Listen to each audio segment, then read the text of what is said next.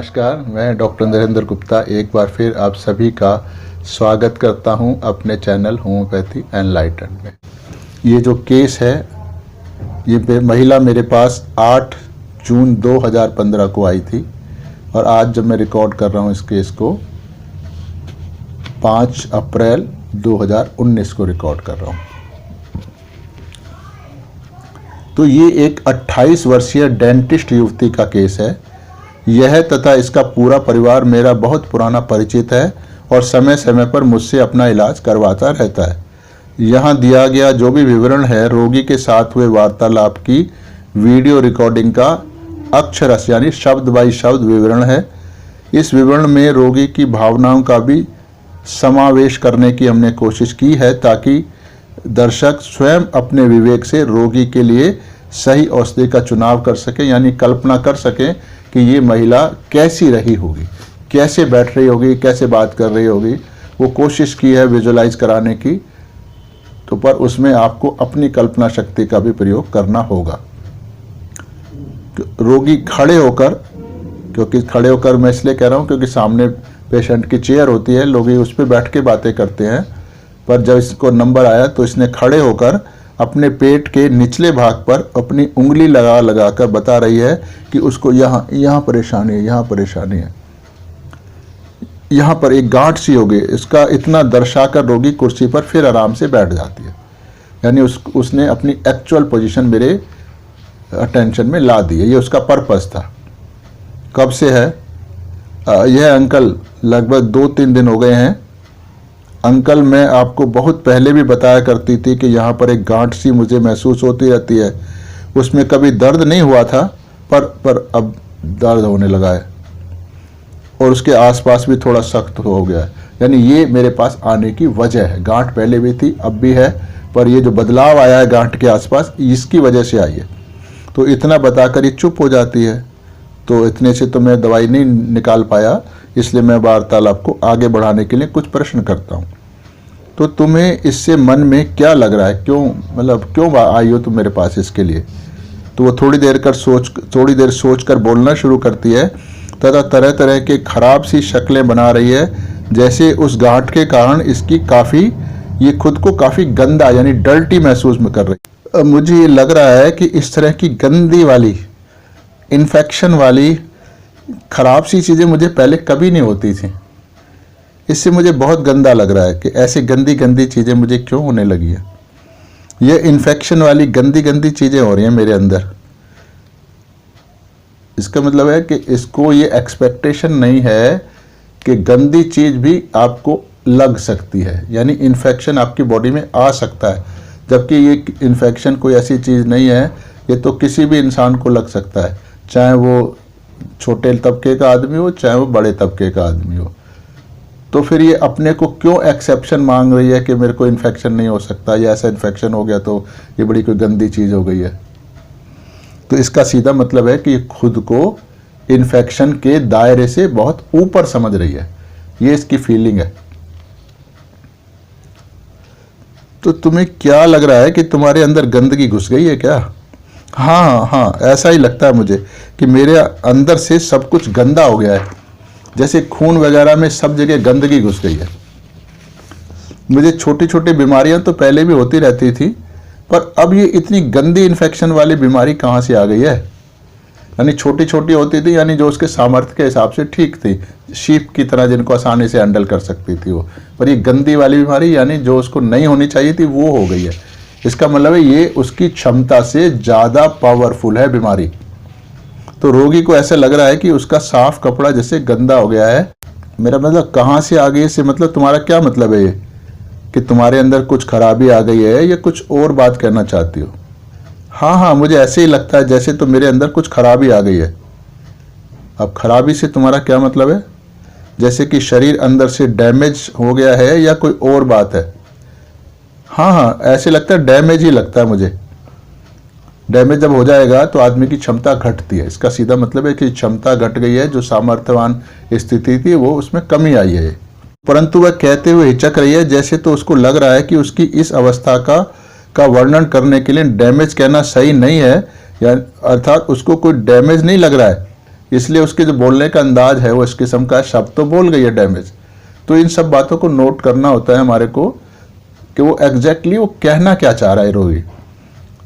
हाँ, कुछ ऐसे ही लग रहा है जैसे, तो अब मैं श्री माता जी की सुरक्षा, श्री माता जी माने श्री माता जी निर्मला देवी, जो इनकी आध्यात्मिक गुरु हैं और आदि शक्ति का अवतरण है, जो उनको हमेशा सुरक्षा प्रदान करती है। वो तब होती है जब आप ध्यान में रहकर, यानी रोज मेडिटेशन करके श्री माता जी के संपर्क में बने रहते हो, यानी उनकी शक्ति आपके शरीर में आती रहती है, तो सुरक्षा मिलती है।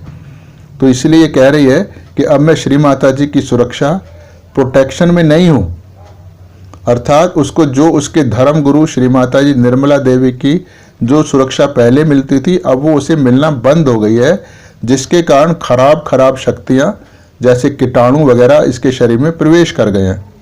इसीलिए हर प्रकार की नकारात्मकता मेरे शरीर में घुसे चले जा रही है, क्योंकि माँ का प्रोटेक्शन हट गया है।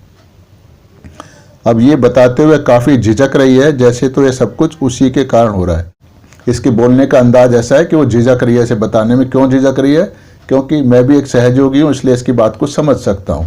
और जो लोग सहयोगी नहीं है उनको ये ऐसा विवरण, जिस डॉक्टर के पास ये जाए और वो सहयोगी ना हो तो वहाँ ये ऐसी बातें बताएगी भी नहीं। तो हम दोनों एक ही लेवल पे बात कर रहे हैं, इसलिए मुझे समझ आ रही है। तो ये इसलिए झिझक रही है क्योंकि सहयोग में ध्यान ना करना बहुत ही गलत बात होती है, और ऐसा समझा जाएगा, उसकी तरफ लोग ऐसे ही देखेंगे कि ये क्या सहयोगी है, मतलब बहुत ही तुच्छ सी निगाह से देखते हैं कि जैसे सहयोग के नाम पर एक कलंक है। तो इसलिए इसको ये लग रहा है, इसलिए झिझक रही है ये कहते हुए कि मैं ध्यान नहीं कर पा रही हूँ। मतलब अब तुम श्री माता जी की सुरक्षा में नहीं हो, ऐसा तुम्हें क्यों लगता है?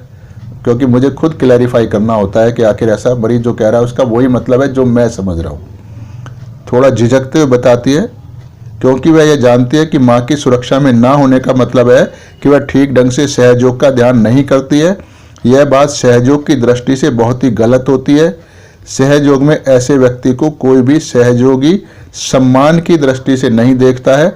व्यक्ति में यह एक बहुत बड़ा दोष माना जाता है। तो इसलिए क्या करिए, क्योंकि अब मैं ध्यान नहीं करती, मतलब बीच में ही, क्योंकि अब मैं ध्यान नहीं हो नहीं पा, मतलब ऐसे उसको ये नहीं करिए साहब कि मैं अब ध्यान नहीं करती, क्योंकि ये इसको खुद में दोष नजर आ रहा है। तो मतलब जो वो कहना चाह रही थी कि वो अब सहयोग का ध्यान नियमित रूप से नहीं करती है, परंतु इस बात को भी वो अच्छी दृष्टि से नहीं देखता है, तो इसीलिए वो तुरंत अपनी बात बदल देती है। मतलब कि अब ध्यान अच्छे से नहीं हो पाता, जो भी पहले मैंने आपको बताया था ना, वो ही वजह है। तो अब ये लग रहा है कि वो ध्यान न करने का मतलब अब उन सब चीज़ों का गलत असर अंकल वो मेरे ऊपर आने लगा है। इतना झिझक रही है बताते हुए, क्योंकि ये नहीं मानना चाहती है कि लोग उसको खराब समझे। मतलब कि जो तुम ध्यान नहीं कर पा रही हो तो उसके कारण सभी नकारात्मक, नेगेटिव, खराब चीज़ें तुम्हारे शरीर में घुसती जा रही हैं, तुम्हारे शरीर को नष्ट करने लगी है, इसलिए तुम उसकी चिंता शुरू हो गई। हाँ। तो क्योंकि मैंने इसको पॉजिटिव का कोई कमेंट नहीं किया तो इसको लग गया अभी कोई कमेंट नहीं हुआ, तो इसलिए अब कॉन्फिडेंटली हाँ कह रही है। तो मैं पूछता हूँ भी ऐसी बातें तुम्हारे दिमाग में किस सीमा तक, किस लिमिट तक जाती हैं? आगे बताती है, आजकल हमारा दिमाग अपने परिवार शुरू करने की तरफ, क्योंकि न्यूली वेड थी तो परिवार शुरू करने का मतलब है कि बच्चा पैदा करने की तरफ जाता है। अंदर से सब कुछ गंदा हो गया है, खून में, शरीर में इतनी सारी नकारात्मक शक्ति घुस गई है, तो पता नहीं बच्चा वो सब अंकल वो सब ठीक हो पाएगा नहीं हो पाएगा। मतलब इसके दिमाग में शक है कि जो मेरा शरीर अब हो गया है उसमें मैं क्या एक स्वस्थ बच्चे को जन्म दे पाऊंगी या नहीं दे पाऊंगी,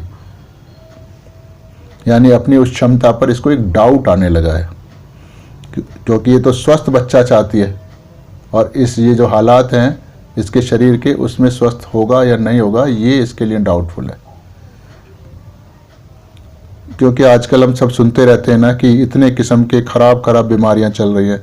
मतलब क्या इसका मतलब, इसको डर सा लगा है कि उसका बच्चा स्वस्थ पैदा होगा या नहीं होगा, गर्भावस्था में कोई समस्या तो नहीं आ जाएगी, आदि ऐसे डर है इसके दिमाग में।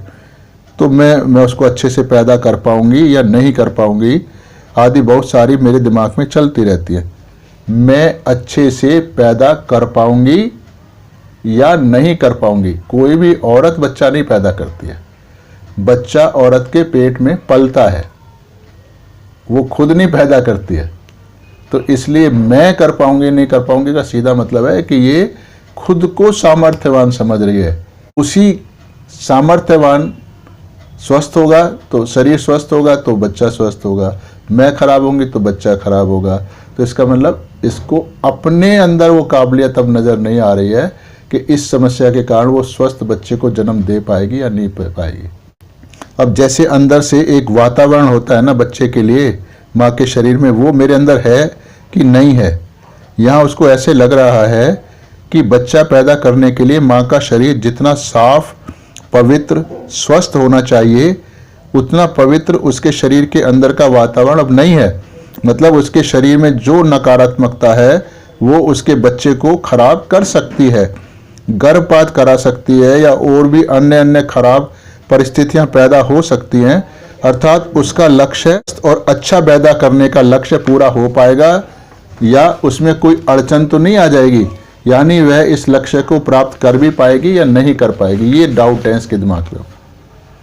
तो इसका मतलब है कि तुम्हारा दिमाग अपनी बीमारी से ज़्यादा अपने होने वाले की बच्ची की तरफ जाता रहता है। हाँ, और मेरा ध्यान अपने परिवार की तरफ भी जाता है। जैसे अगर मैं गड़बड़ कर रही हूँ तो उस गड़बड़ का असर सभी पर आएगा, पति पर भी आएगा, सभी पर आएगा। तो इसके परिवार में इसका पति सास ससुर ही हैं और सभी अच्छे और उच्च पदों पर हैं, तो उनका भी इसके दिमाग में ऐसे है। मतलब असर आएगा का क्या मतलब है तुम्हारा कि वो लोग बीमार हो जाएंगे? नहीं, वो मतलब नहीं है। मतलब मैं कुछ गड़बड़ करती रहूँगी तो हमारे बीच मन मुटाव शुरू हो जाएगा। उनकी हेल्थ वेल्थ की कोई चिंता नहीं है इसको, चिंता सिर्फ अपने बच्चे की है कि मन मुटाव शुरू हो जाएगा, यानी वो जो कॉर्डियल वातावरण है वो खराब हो जाएगा तो उसका असर इस पर भी आएगा। तो हमारे रिश्तों में भी खराबी आने लग जाएगी। मतलब जब घर का माहौल अच्छा नहीं रहेगा तो पूरे घर की जो भी छोटी बड़ी चीज़ें होती हैं उन सभी पर गंदा असर पाएगा। इन चीज़ों पर मेरा दिमाग आजकल बहुत ज़्यादा रहता है। तो तुम मुझसे क्या चाहती हो भाई? अब इसमें तो मैं कुछ कर नहीं सकता ना घर के वातावरण में। ऐसा प्रश्न मैं इसलिए करता हूँ कि मुझे ऐसे लग रहा है जैसे तो मेरे पास केवल एक परिचित होने के कारण, एक सहयोगी होने के कारण अपनी वर्तमान स्थिति को हल कराने के लिए मुझसे केवल सलाह लेने आई है, ना कि दवाई लेने आई है। ऐसा मेरे को लगता है, क्योंकि इसने एक बार भी यह इशारा तक नहीं किया है जैसे तो वह मुझसे कुछ दवाई लेने आई है। तो तुम मेरे पास आज क्या सोच कर आई हो रोगी? मैं अपना दिमाग शांत करना चाहती हूँ कि मेरे फिर से ध्यान करना चाहती हूँ, इसलिए मैं आपसे सिर्फ बात करने आई हूँ, क्योंकि आपसे बात करके ही मेरी और सभी की काफ़ी समस्याएं ठीक हो जाती हैं। मतलब क्या हुआ? यानी अपनी समस्या को ठीक कराना तो चाहती है ये तो इसकी बात से लग गया, ठीक हो जाती हैं। जो भी मैं थोड़ा बहुत अपने रास्ते से बाहर, यानी रास्ते से बाहर जाने लगी हूँ सहयोग के रास्ते से, तो उसमें बात करने के बाद मैं फिर रास्ते पर राइट ट्रैक पर आ जाती हूँ। ऐसा मेरा पुराना अनुभव है, इसलिए आई है। दवाई की बात इसने अभी भी नहीं करी है, इसलिए भी केस लेने में थोड़ी दिक्कत होती है। तो मेरे से बात करके या मेरे समझाने से तुम सही मार्ग पर आ जाती हो। मेरे आपसे बात करने से भी और आपके समझाने से भी, क्योंकि जब भी आपने मुझे डांट लगाई है मैं तब सही रास्ते पर वापस आ गई हूँ। आज मैं अब आपकी डांट खाने ही आई हूँ। मम्मी ने भी कहा था कि तू उनसे कहना कि वो तुझे अच्छे से डांटें, तभी तू ठीक होगी। वो कह रही थी कि जिस को भी तुमने आज तक डांटा है वो सभी आज बहुत अच्छे लोग हो गए हैं। मतलब उनके जीवन में जो कुछ भी गलत हो रहा था वो सब ठीक हो जाता है। अब इस वर्तमान हालत को सही करने के लिए तुम अपनी तरफ से फिर क्या प्रयास कर रही हो? एक तो ये मेरी डांट खाना, ये भी उसका एक प्रयास है। अब वो सोच में पड़ जाती है। मैं कोशिश कर रही हूँ कि मेरा ध्यान उन बातों में ही चला जाता है। ध्यान करने बैठती हूँ तो ध्यान वहीं समस्याओं की तरफ चला जाता है, क्योंकि मैं परिवार को लेकर सब सोचने लग जाती हूँ तो उससे मेरा ध्यान ही नहीं लगता। अगर मैं कोई गड़बड़ कर देती हूँ तो फिर ध्यान के समय भी मेरे दिमाग में वही बातें आती रहती हैं। दिमाग इतना चल रहा है कि मैं ध्यान भी नहीं कर पा रही हूँ और शांत भी नहीं रह पा रही हूँ। अच्छा, तो तुम सिर्फ ध्यान करने आई हो या दवाई भी लेनी है तुम्हें? तो रोगी कोई जवाब नहीं देती है, इसलिए मैं बातचीत को फिर बदलता हूँ। तुम इससे पहले किस किस चीज़ की दवाई लेकर गई थी? क्या वो ठीक हो गई थी? मुझे याद भी नहीं है पहले कब आई थी ये। अब थोड़ा सोच में पड़ जाती है क्योंकि इसको भी याद नहीं है। मेरे पीरियड मतलब मेंसेस में शायद दिक्कत चल रही थी, शायद पेट भी साफ नहीं होता, कुछ एसिडिटी बन रही थी। इस बार अंकल मेरी मेंसेस बिल्कुल ठीक आई है और हर तरफ से मैं ठीक भी चल रही थी। तो इसका मतलब है जब पिछली बार कोई दवाई लेके गई होगी उसके बाद अभी तक ये ठीक चल रही है, इसलिए वो सब बातें भूल जाता है रोगी। तो मैं इससे पूछता हूँ, ऐसी बातें जो तुम्हारे मन में आने लगी हैं, अब वो कितने दिनों से आने लगी हैं? क्या वो उसी दवाई के बाद से शुरू हुई है ये? नहीं नहीं नहीं नहीं, ये तो लगभग 1 वर्ष से ऐसे तनाव में हूँ मैं गड़बड़ कर रही हूँ। ऐसे नहीं है कि मुझे अपने बारे में कुछ पता नहीं है, मुझे अपने बारे में सब कुछ पता है कि मैं ऐसी ऐसी गड़बड़ कर रही हूँ।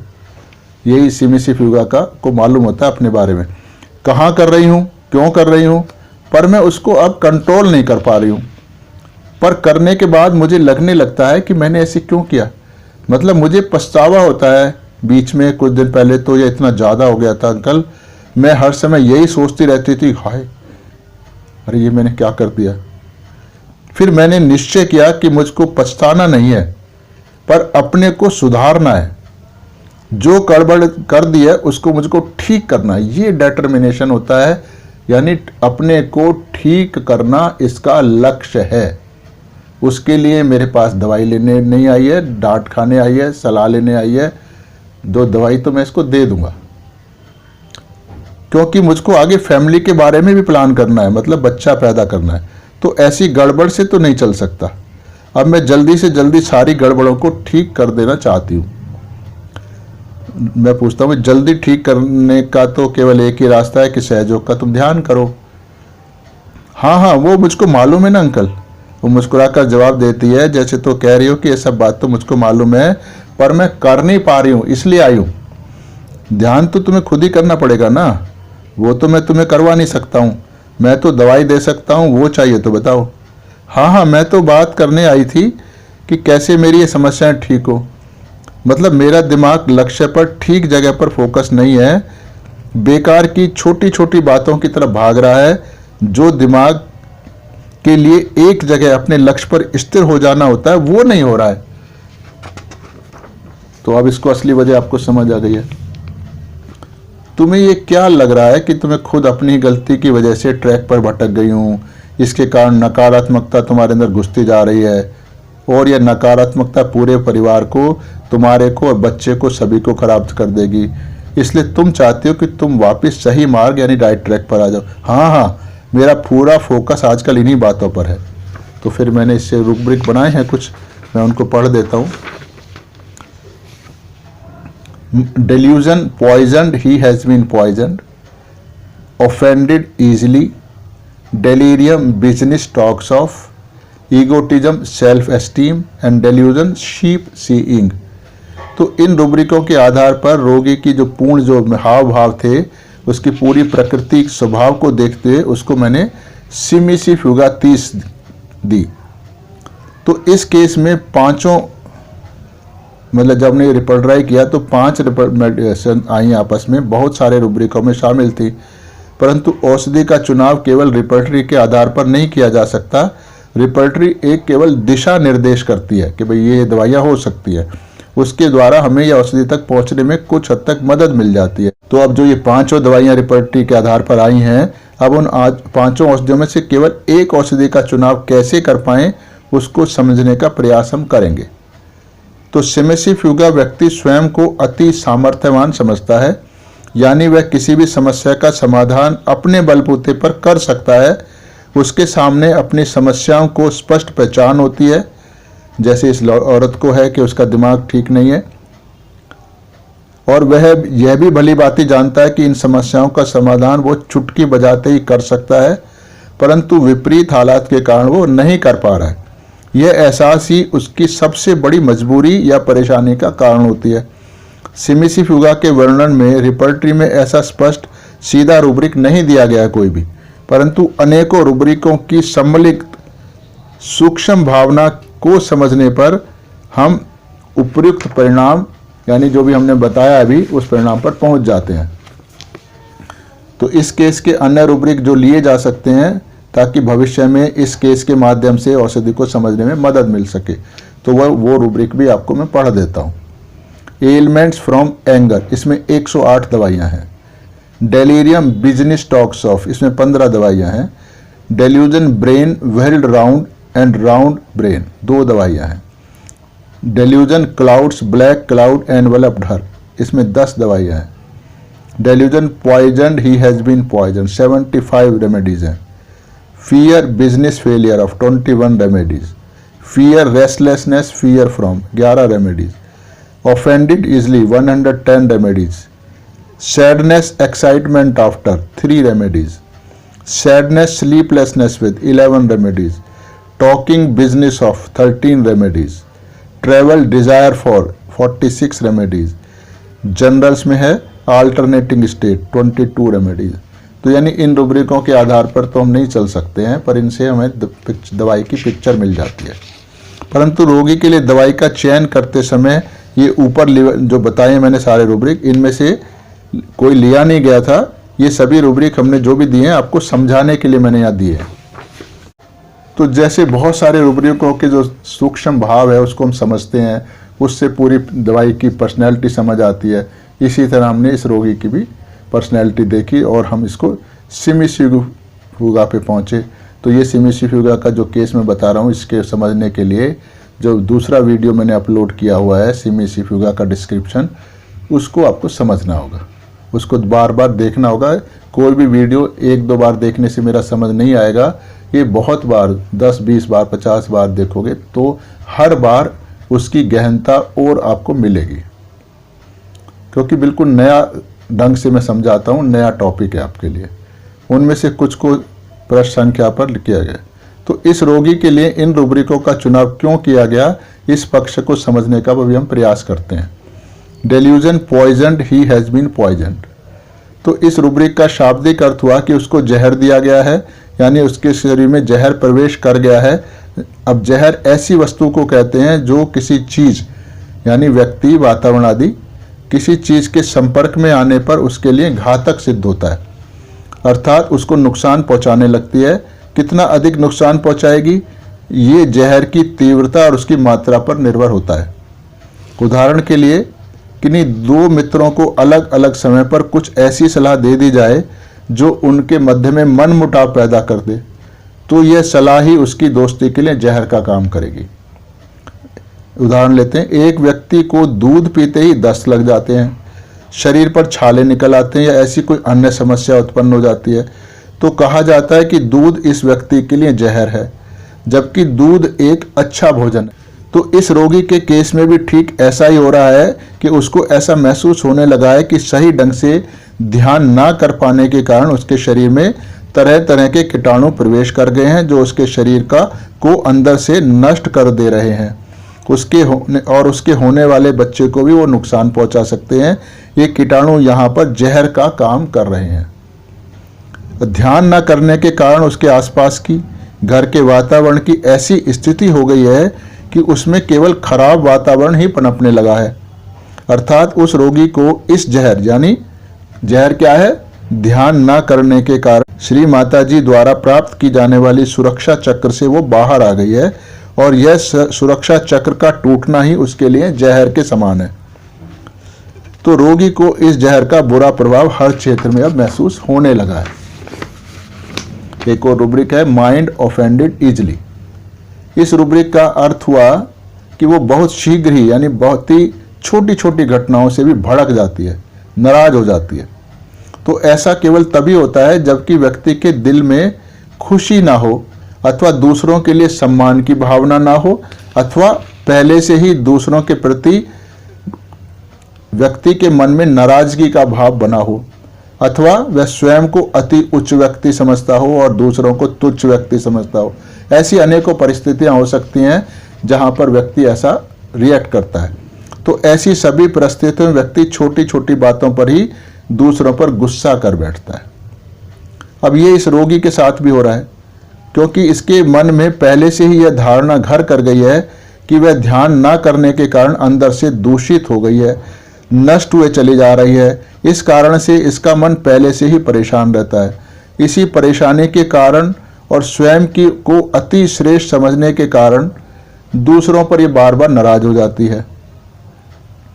अगर वह स्वयं को श्रेष्ठ ना समझ रही होती तो कभी भी अपनी नाराजगी दूसरों पर नहीं निकालती। जैसे व्यक्ति कितना भी परेशान क्यों ना हो, परंतु वह अपने से शक्तिशाली सामर्थ्यवान पर अपना क्रोध या नाराजगी प्रकट नहीं करता है। नाराजगी अपने से कमजोर, छोटे समझे जाने वाले, शक्तिहीन समझे जाने वाले या ऐसे लोग जो किसी भी प्रकार से व्यक्ति को नुकसान पहुंचाने का सामर्थ्य नहीं रखते हैं, उन्हीं लोगों पर हम क्रोध करते हैं। बात बात पर अपनी नाराजगी प्रकट करते रहते हैं, तो छोटे लोगों पर नाराजगी की जाती है। एक और रूब्रिक है डेलीरियम बिजनेस टॉक्स ऑफ। तो इस रूब्रिक का शाब्दिक अर्थ है कि व्यक्ति उन्माद की अवस्था में अपने काम धंधे की बातें करता है, अर्थात उसको अपने काम धंधे के अतिरिक्त अन्य कोई भी चीज सूझ नहीं रही होती है। यह रोगी भी अपनी बीमारी को जल्दी से जल्दी इसलिए ठीक करवाना चाहती है क्योंकि उसको अपना स्वस्थ बच्चा पैदा करना है। स्वस्थ बच्चा पैदा करना ही इस महिला का लक्ष्य है। वर्तमान में काम धंधा है, उसका पूरा ध्यान इन्हीं बातों पर लगा रहता है। दूसरा लक्ष्य अपने घर के वातावरण को सौहार्दपूर्ण बनाए रखना है ताकि उसकी अपने पति से मनमुटाव स्थायी रूप से ना हो जाए। ईगोटिज्म, सेल्फ एस्टीम, जैसा हमने ऊपर बताया है नंबर 2 में कि बात बात पर वह भड़क जाती है, तो जो इस बात का सूचक है कि वह स्वयं को दूसरों से श्रेष्ठ समझती है। दूसरा, उसने कहा भी है कि वह इस बीमारी को, स्थिति को जल्द से जल्द ठीक कर लेना चाहती है। मैं अगर ध्यान करूंगी तो ये सब ठीक हो जाएगा, यानी मैं का चैप्टर बहुत ज़्यादा है उसके अंदर। डेल्यूजन, शीप सीइंग, तो इस रूब्रिक का शाब्दिक अर्थ हुआ कि उसको भेड़ें नजर आ रही हैं, अर्थात उसके सामने जो कुछ भी है, व्यक्ति हो, कोई समस्या हो, कोई बीमारी हो, सभी कुछ भेड़ के समान दब्बू यानी मीक, यानी उसको बहुत ही आसानी से अपनी मर्जी द्वारा चलाया जा सकता है। जो कुछ भी नुकसान पहुंचाने की क्षमता नहीं रखता उसको भेड़ कहते हैं। तो ऐसी दब्बू स्थितियां नजर आ रही हैं इसको। तो इस रोगी को यह प्रतीत होता रहता है कि उसके शरीर में नकारात्मक प्रवेश कर गई है, परंतु उनसे यह ज्यादा विचलित नहीं हो रही है क्योंकि उसको लग रहा है कि उसको वो नकारात्मकता उसका बहुत ज्यादा नुकसान नहीं कर पाएगी, क्योंकि उसको यह आत्मविश्वास है कि वह सहयोग विधि से अच्छे से ध्यान करना शुरू करेगी और इलाज करवाएगी तो वह नकारात्मकता को आसानी से भगा लेगी, दूर कर देगी उसको। यानी इसको अपने पे भरोसा है अभी भी, यानी यह नकारात्मकता उसके लिए एक भेड़ के समान है। तो जब कभी भी हम ऐसे शब्दों का प्रयोग किसी विशेषण के रूप में करते हैं तो हम उसके भौतिक स्वरूप को नहीं देखते, बल्कि उनकी सूक्ष्म अभिव्यक्ति को देखते हैं, उसी का बखान कर रहे होते हैं। जैसे मैं उदाहरण देख के समझाता हूं इसको। जैसे लोग कहते हैं ना, भाई हमारी ये बहू तो बिल्कुल गाय है, अर्थात ऐसा नहीं है कि वह जो एक मनुष्य है वो गाय के समान 4 पैर वाली चारा खाने वाली पशु है, बल्कि वह अपने स्वभाव से गाय के स्वभाव के समान है। ये इसका मतलब होता है, ये हम समझते भी हैं। अर्थात वह अति विनम्र है, किसी को कुछ कटुता पूर्वक बात नहीं करती है, सबको प्रेम करती है, सबकी का कहना मानती है, सभी का ध्यान रखती है, अर्थात गाय के समान ही वो ममतामयी है। तो ऐसी अनेकों शब्दों का प्रयोग हम रोजमर्रा की भाषा में करते रहते हैं। एक और उदाहरण ले लेते हैं। यह मनुष्य तो बिल्कुल आग का गोला बना रहता है हमेशा, अर्थात इसको बहुत जल्दी जल्दी तीव्र क्रोध आता है। इसका ये मतलब हुआ वह शेर दिल इंसान है, मतलब शेर के समान निडर है। वह तो कोल्हू का बैल है, अर्थात वह पूरा दिन बिना थके काम में ही लगा रहता है। जैसे रूब्रिक है इसमें, delusion house is on fire, अब मतलब है कि घर में आग लगी हुई है। इसका अर्थ हुआ कि घर में इतने लड़ाई झगड़े आदि होते रहते हैं कि धीरे धीरे घर परिवार पूरी तरह नष्ट होता जा रहा है। यहाँ लड़ाई झगड़े की तुलना आग से की गई है, अर्थात ऐसी शक्ति जो सभी को जलाकर नष्ट कर डालती है। इसी प्रकार लड़ाई झगड़े में सभी प्रकार की खुशहाली को नष्ट कर देने की क्षमता होती है। तो ऐसी ही रिपर्टरी में अनेकों शब्दों का प्रयोग हुआ है। हम उन शब्दों के स्थूल रूप के संदर्भ में प्रयोग नहीं कर सकते, बल्कि उनको मेटाफोरिकली, मतलब उनके भौतिक स्वरूप से आगे जाकर, आगे का स्तर, उनके सूक्ष्म अर्थ को संदर्भ में ही प्रयोग करेंगे, क्योंकि वो शब्द रिपर्टरी के माइंड खंड में दिए गए हैं। उदाहरण के लिए स्टूल शौच, कफ खांसी, वोमिटिंग उल्टी आना, वर्टाइगो चक्कर आना, क्वाइशन संभोग करना, कैट बिल्ली, क्रैब केकड़ा, अनेकों शब्द हैं। तो उनको उनके जो स्वभाव होता है उसके संदर्भ में प्रयोग किए जाते हैं ये रूब्रिक। बात फिर ये कब आती है? ये 18 जून 2015 को लौटती है। तो ये बताती है, अंकल मैंने जो आपको बातें बताई थी ना, उनमें तो काफ़ी फ़र्क आ गया है। अब ये बड़ा प्रसन्न है, मुस्कुरा कर जवाब दे रही है, चिंतित नज़र नहीं आ रही है। कौन सी बात बताई थी? अब मैं सभी नाटक करता ही हूँ ताकि मरीज़ को दोबारा रिवाइंड करा सकूँ। अरे मैंने आपको बताया था ना, वो मैं बहुत परेशान रहती थी, अब वो सब काफ़ी ठीक हो गया। मतलब क्या क्या समस्या है अब? अरे अभी तो ऐसी कोई समस्या नहीं है, पर मैंने आपको अपनी गांठ के बारे में बताया था ना, वो गांठ नहीं थी बल्कि दाना था, फोड़ा जैसा था। अपनी उंगलियों को फैलाकर बता रही है कि वो फोड़ा इतना ज़्यादा बड़ा था वो, पर आज तो वो फूट गया। उसमें से वो पानी सा, मवाद सा निकले जा रहा है और उसमें थोड़ा दर्द हो रहा है। यह बताते बड़ी ख़राब सी शक्ल बनाई जा रही है, जैसे उस फोड़े का नाम लेने से भी इसको घिन आ रही है, यानी डिस्गस्टिंग है ये, कि कितनी गंदी चीज़ उसके अंदर से थी। और इसी गंदी चीज़ के बारे में उसने पहले दिन केस लेते समय भी बताया था, बहुत डिटेल में बताया था जब तो, और अपने मौजूद इस गंदगी से ही वो काफ़ी परेशान भी थी। तो मैं ऐसे आगे पीछे लुल रही थी ऐसे, तो वो एकदम मवाद निकल कर कम होता जा रहा है। तो ये तो अच्छी बात है ना, थोड़ा फूट कर मवाद निकल गया। हाँ हाँ, ये तो बहुत अच्छी बात है। तो रोगी इससे बहुत प्रसन्न नज़र आ रही है। अब नोट, तो इसकी जो मानसिक अवस्था काफ़ी अच्छी हो गई है और शरीर से भी गंदी चीज़ों का बाहर की तरफ बहना शुरू हो गया है। तो ये सब बातें इस बात का संकेतक हैं कि औषधि जो भी हमने प्रिस्क्राइब की थी सिमिसिवुगा, वो पूरी तरह ठीक है। इसीलिए अभी इस रोगी को केवल हमने वो रूटीन दवाई ही दी है। तो सामान्यतः सिमिसिवुगा इस किस्म की चीज़ों में हम लोग नहीं देते हैं। इसलिए मैं इस चैनल के माध्यम से होम्योपैथी की जो बहुत ही सूक्ष्मता है, गहनता है, उसको केसेस के माध्यम से समझाने की कोशिश कर रहा हूँ, क्योंकि यही सही होम्योपैथी है। बाकी तो हम होम्योपैथी के नाम पे सब एक काम चलाऊ पैथी कर रहे हैं, होम्योपैथी तो कर ही नहीं रहे हैं। 99% होम्योपैथी नहीं करते हैं, चाहे वो किसी भी नाम से चला रहे हो। तरह तरह के नाम, बड़े बड़े नाम ऐसे दे रखे हैं, पता नहीं ये मेथड वो मेथड, और अब क्या बताएं कितने नाम है, आप सब जानते हैं, जिन्होंने सबने अपने अपने स्कूल चला रखे हैं, ये सारी दुकानें चला रखी हैं, ना कि होम्योपैथी चला रखी है। फिर इसके बाद ये आती है 24 जून 2015 को। आज ही मुझको मैसेज आई है, जैसे बहुत पहले, एक हफ्ता पहले, यानी 24-25 दिनों का चक्र, इसकी साइकिल जो होती 24-25 दिनों की होती थी, आती थी ना, इस बार भी हफ्ता पहले ही आई है। उसमें थोड़ा बहुत दर्द भी हुआ। रोगी बार बार इस प्रकार से हिला रही है जैसे तो ये सब कुछ ज़्यादा महत्वपूर्ण बातें नहीं है, सब कुछ ठीक ही है, और मेरी सांस लेने की परेशानी की समस्या भी अब ठीक हो गई है। तुम्हारा मन कैसा है? हमें सारा डायल अपना मन पे, जो भी हम प्रोग्रेस देखनी है वो मन से देखनी होती है। मन थोड़ा सा ख़राब ही चल रहा है आजकल। क्यों? जैसे मूड ख़राब सा नहीं हो जाता, थोड़ा चिड़चिड़ापन सा आ जाता है। तुम्हारे घर में कोई समस्या हुई है, कोई नई बात हुई है क्या? मतलब कोई कहा सुनी तो नहीं हो गया घर में? नहीं, कोई ख़ास बात नहीं है। तुम्हारी सांस की समस्या तो ठीक है, मेंसेस में कुछ दर्द वगैरह भी थोड़ा ठीक है। फिर हाँ, शाम के समय थोड़ा बहुत सिर दर्द के साथ साथ नीचे भी दर्द हो गया था, मतलब प्यूबिक एरिया में। तो मैंने थोड़ा सहज योग का ध्यान किया, उसके बाद एकदम से मेरे अंदर एनर्जी आ गई, दर्द भी ठीक हो गया।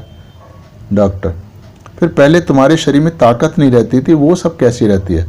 अंकल, वो सब ठीक रहती है। इसका मतलब है कि पूरे हफ्ते तुम्हारा मन थोड़ा ख़राब रहा है, पर शरीर अच्छा रहा है। जैसे घर में छोटी मोटी बात पर लड़ाई हो जाती है ना अंकल, रोगी इस प्रकार मुस्कुराकर बता रही है जैसे तो उस लड़ाई में गलती उसी की थी और मैं उसमें कुछ ना कुछ कह दूं, वह इससे बचने का पहले प्रयास कर रही है, कोई कमेंट ना कर दूं कि तूने लड़ाई क्यों करी घर में। मतलब जब हमारे फैमिली रिलेशंस होते हैं मरीजों के साथ तो ऐसा कुछ ना कुछ हम लोग कर देते हैं। मतलब मैं पहले गुस्से में ज़्यादा बोल देती थी, फिर बाद में सोचती रहती थी उसके बारे में। तो क्या तुम्हें लगता है कि मैंने ये बातें क्यों बोली, मुझे नहीं बोलनी चाहिए थी? हाँ, मुझे अपनी गलती तो लगती ही है, और अगर मैं लड़ाई करूं तो एक सीमा तक ही करूं, मतलब उस लेवल तक ना जाऊं जो घर को खराब कर लूं।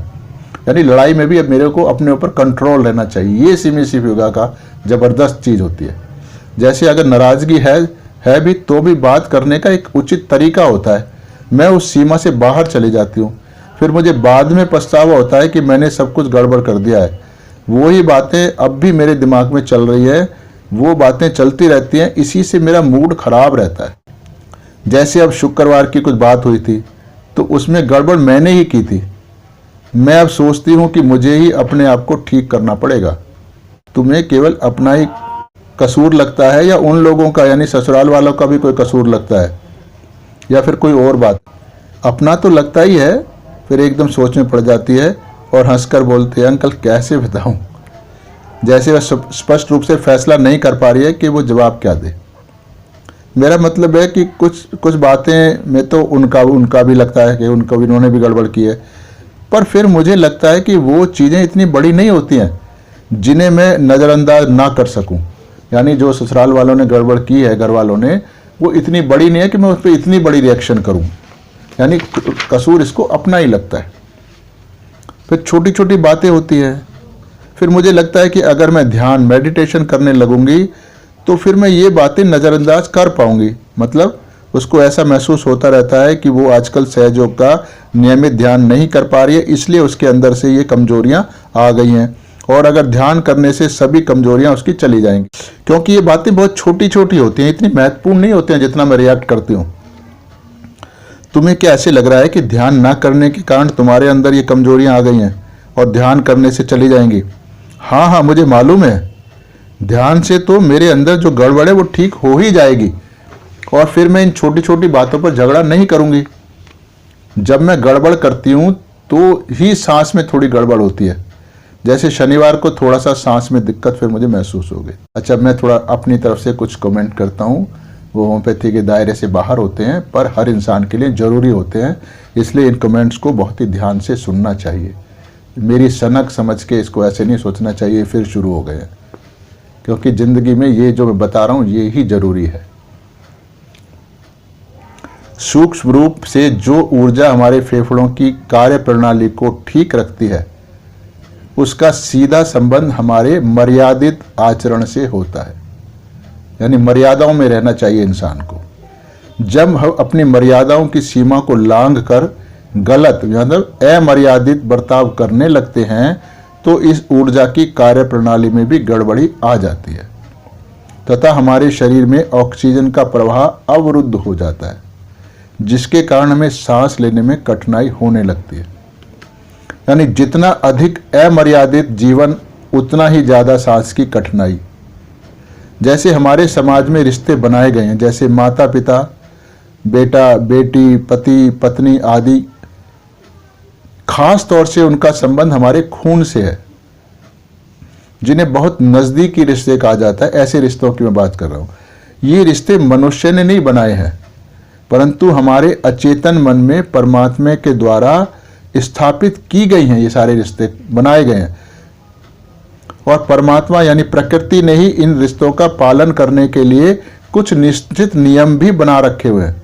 ये सभी रिश्ते हमारे शरीर में एक निश्चित शक्ति के द्वारा संचालित होते हैं, परंतु परमात्मा ने मनुष्य को आज़ादी भी दे रखी है कि वह इन नियमों के दायरे में स्वयं को रखे अथवा इन नियमों के दायरे से बाहर जाकर अमर्यादित व्यवहार करे। ये उसकी अपनी चॉइस होती है।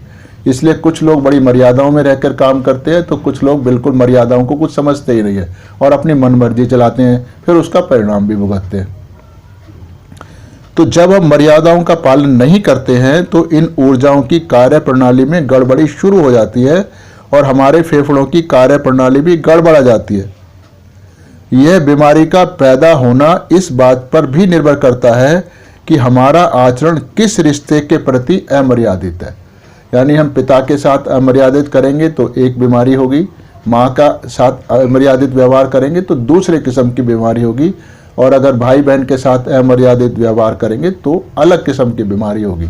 तो हर रिश्ते का अलग देवी देवता होता है, उसके अलग नियम कायदे कानून होते हैं जो थोड़ा बहुत हम सब जानते हैं। तो जैसे अगर हम अच्छे पिता नहीं हैं, यानी अपनी संतान को सतमार्ग पर लगाने की तरफ ध्यान नहीं दे रहे हैं, उन्हें तंग कर रहे हैं या उनको गलत रास्ते पर चला रहे हैं अथवा चलाने का प्रयास कर रहे हैं, या हम स्वयं अच्छे पुत्र नहीं हैं, मतलब अपने पिता की उचित ढंग से देखभाल नहीं करते हैं, उनका उचित सम्मान नहीं करते, तो यह हमारे पिता का देहांत हो गया है, उनकी कमी हमको अखरती रहती है।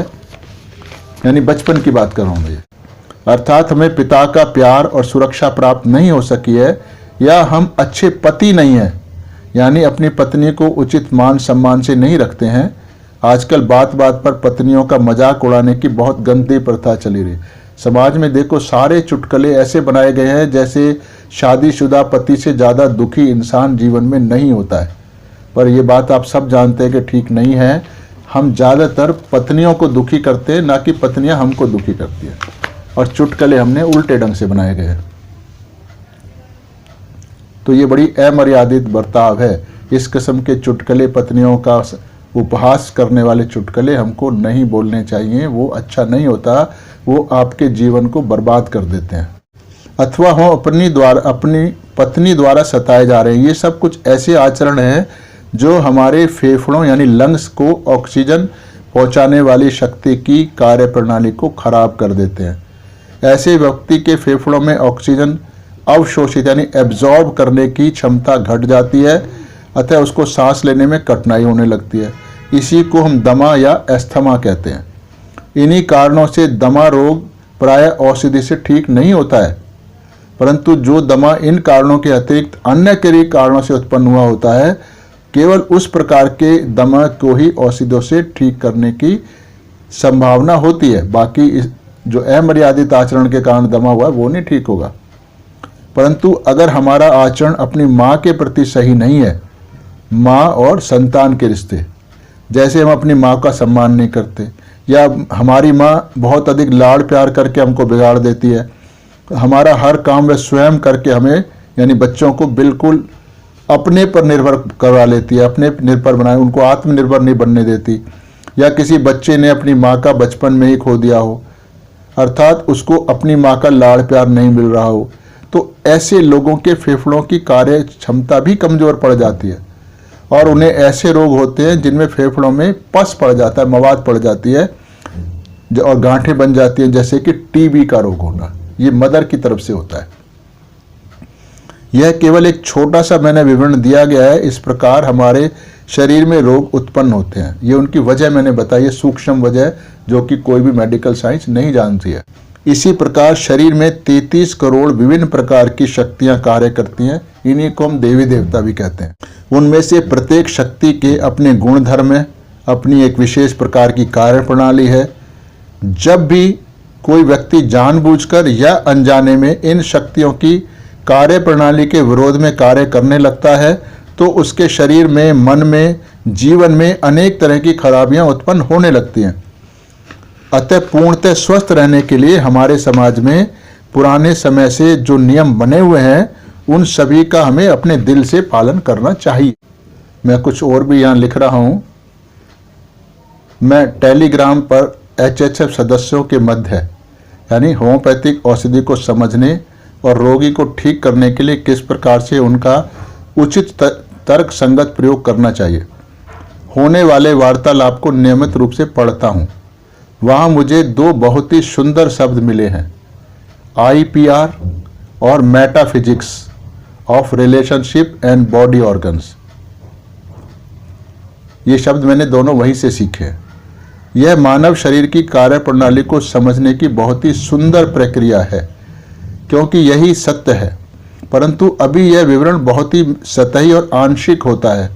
यहाँ पर मैं कुछ अपने ज्ञान के आधार पर यानी मेटाफिजिक्स ऑफ डिजीज का केवल एक उदाहरण के माध्यम से समझाने का प्रयास कर रहा हूँ। अगर सभी सदस्यों को ये पसंद आए और उन्हें ज़्यादा जानने और उस ज्ञान को अपने जीवन अगर सदस्यों को ये पसंद आए अथवा उन्हें और ज़्यादा जानने और उस ज्ञान को अपने जीवन को सुधारने तथा रोगियों को सही करने की इच्छा होगी तो शरीर के प्रत्येक अंग की कार्यप्रणाली का मेटाफिजिक्स का वर्णन किया जा सकता है, वो मुझे मालूम है, परंतु वो विवरण टेलीग्राम के माध्यम से नहीं हो सकता है। उसके लिए आमने सामने बैठना आवश्यक होता है, क्योंकि इस प्रकार के ज्ञान का विवरण करने में श्रोताओं के मन में बहुत अधिक शंकाएं और जिज्ञासाएं उत्पन्न हो जाएंगी, जिनका समाधान केवल लंबे और साक्षात आमने सामने बैठकर ही हो सकता है। यहाँ मैं पति पत्नी, पिता पुत्र, माता संतान के आपसी रिश्तों में गड़बड़ी उत्पन्न होने से किस प्रकार की खराबियां हमारे जीवन, शरीर और मन में उत्पन्न हो जाती हैं, उसका बहुत ही संक्षिप्त विवरण कर रहा हूँ। यह एक महान और गहन विषय की केवल झलक मात्र है, ये जो भी मैंने बताई है ऊपर। तो ये सब सहज योग के माध्यम से आता है। जब आपके शरीर में कुंडलिनी जागृति के द्वारा आपको केवल ज्ञान यानी एब्सोल्यूट ट्रुथ का सेंट्रल नर्वस सिस्टम पर अनुभव होने लगेगा, तब ये सारी बातें समझ आएंगी। अभी तक जो कुछ मैं ये बोल रहा हूँ, ये इसलिए बोल रहा हूँ कि ताकि आपके मन में एक जिज्ञासा पैदा हो इस ज्ञान को पाने की। यहाँ से ज्ञान नहीं मिल रहा है, जिज्ञासा मिल रही है, और जिज्ञासा अगर आपके मन में जन्म ले लेगी तो फिर आप कुंडलिनी जागृति का प्रयास करोगे, जो केवल सहज योग के माध्यम से ही संभव है, और वही आपके जीवन को सार्थक करेगा। जरूरी है हर इंसान के लिए ये सहज योग। तो ये ना समझें सहज योग का मैं प्रचार करता हूँ, प्रचार नहीं करता हूँ मैं। ये सहज योग को प्रचार की जरूरत नहीं होती है। मैं ये आपको रास्ता दिखा रहा हूँ कि आपको अगर अपना जीवन खुशहाल करना है तो सहज योग करना पड़ेगा। यानी सहज योग से आपको फायदा उठाना है, ना कि सहयोग को फायदा उठाना है। सहयोग अपने आप में संपूर्ण है, उसको किसी की जरूरत नहीं है। जरूरत हमको सहयोग की है, यानी इंसानों को जरूरत है। तो इसलिए ये इन टिप्पणियों को आप प्रचार के तरह से ना देखें, बल्कि ये देखें कि एक भाई अपने और भाइयों का मदद करना चाहता है, इसलिए उनको मार्गदर्शन कर रहा है। वीडियो देखने के लिए आप सभी का बहुत बहुत धन्यवाद।